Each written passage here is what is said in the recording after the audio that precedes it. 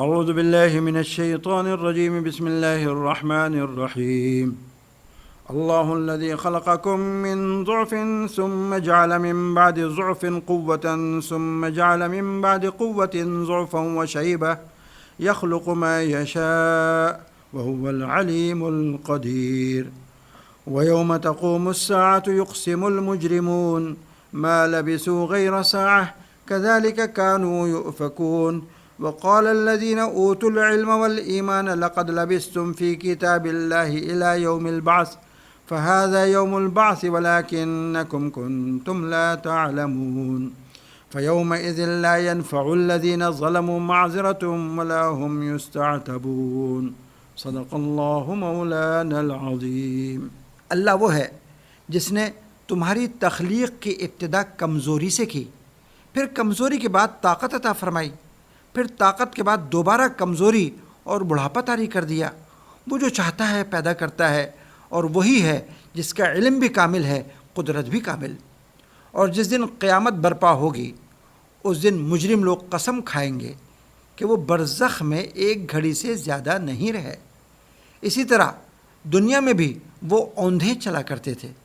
جن لوگوں کو علم اور ایمان عطا کیا گیا ہے وہ کہیں گے کہ تم اللہ کی لکھی ہوئی تقدیر کے مطابق حشر کے دن تک برزخ میں پڑے رہے ہو۔ اب یہ وہی حشر کا دن ہے، لیکن تم لوگ یقین نہیں کرتے تھے۔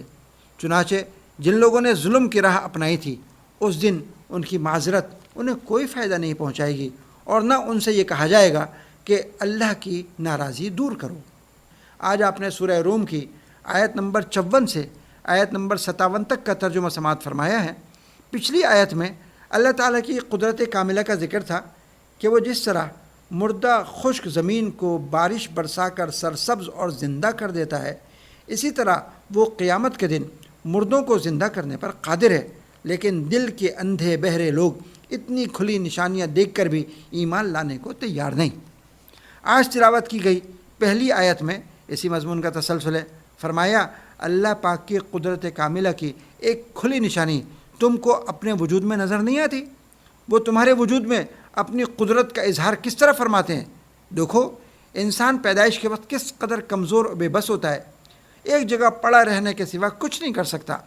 پھر رفتہ رفتہ اس میں قوت آنی شروع ہوتی ہے، حتیٰ کہ وہ جوانی کے دور میں داخل ہو جاتا ہے، اس کے رگ رگ میں قوت اور زور بھر جاتا ہے۔ اس کے بعد پھر اس کی قوت کم ہونا شروع ہو جاتی ہے، حتیٰ کہ بڑھاپا آ جاتا ہے، دانت گر جاتے ہیں، بال سفید ہو جاتے ہیں، اعضاء کمزور ہو جاتے ہیں۔ تو تمہارے اوپر آنے والا بچپن، جوانی، بڑھاپا، یہ سب اسی کی قدرت کی نشانیاں ہیں۔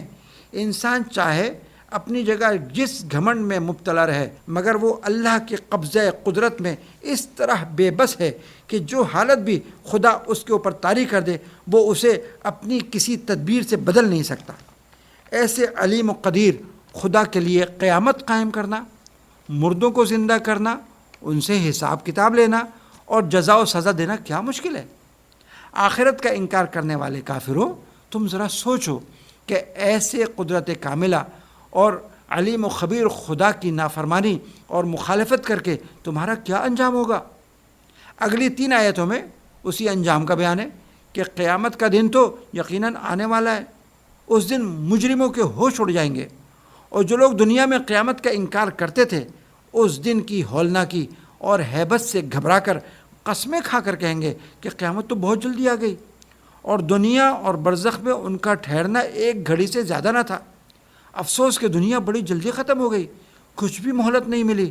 اگر دنیا میں کچھ دن زیادہ ٹھہرنا ملتا تو اس دن کے لیے تیاری کرتے۔ یہ تو ایک دم مصیبت کی گھڑی سر پر آ گئی۔ یہ لوگ دنیا میں بھی اسی طرح اوندھے چلا کرتے تھے، لیکن جو ایمان والے ہیں اور ان کو صحیح علم دیا گیا ہے وہ ان منکروں کی تردید کریں گے، کہیں گے تم جھوٹ بولتے ہو، دھوکے میں پڑے ہو، جو یہ کہتے ہو کہ دنیا میں ہمیں مہلت بہت کم ملی، تو دنیا میں اچھی خاصی عمر تمہیں ملی تھی، پھر تم برزخ میں بھی مرنے کے بعد قیامت قائم ہونے تک رہے، جیسا کہ اللہ کے علم اور لوح محفوظ میں تھا، اس کے بقدر تم برزخ میں بھی رہے ہو، اور آج اللہ کے وعدے کے عین مطابق وہ دن آ پہنچا جسے تم جانتے یا مانتے نہ تھے۔ اگر دنیا میں تم یقین کر لیتے اور ایمان لے آتے تو اس دن کے لیے تیار ہو کر آتے اور یہ نہ کہتے کہ قیامت بڑی جلدی آ گئی، ہم تیاری نہ کر سکے، اگر مہلت ملتی تو ہم تیاری کرتے۔ آگے فرمایا کہ قیامت کے دن یہ مجرمین اللہ کے سامنے کوئی ایسا معقول عذر نہیں پیش کر سکیں گے جو ان کے کام آئے اور ان کی عذاب سے خلاصی کرا سکے، اور اس دن توبہ اور اطاعت کا دروازہ بھی بند ہو چکا ہوگا، اس لیے یہ بھی ان سے نہیں کہا جائے گا کہ اچھا اب توبہ کر لو اور اطاعت کر کے اپنے پروردگار کو راضی کر لو، کیونکہ اس کا موقع تو ان کو دنیا میں خوب ملا تھا۔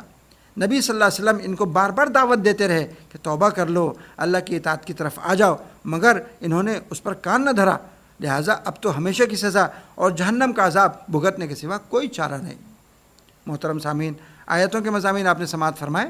ان آیتوں میں اگرچہ کافروں کے احوال اور ان کے برے انجام کا ذکر ہے، لیکن ہمارے لیے بھی غور و فکر کر کے عبرت اور سبق لینے کا مقام ہے کہ ہمارا قیامت کے دن پر ایمان ہے، اور دنیا کی زندگی میں توبہ، استغفار اور اطاعت خداوندی کے ساتھ قیامت کی تیاری کی مہلت بھی ہمیں حاصل ہے۔ لہٰذا اس موقع سے فائدہ اٹھا کر اللہ کو راضی کر کے اپنی آخرت سنوارنے کی فکر ہر مسلمان کو ہونا چاہیے۔ اللہ پاک ہمیں فکر آخرت اور اس کی تیاری کی توفیق نصیب فرمائے، آمین۔ وما علینا الا البلاغ۔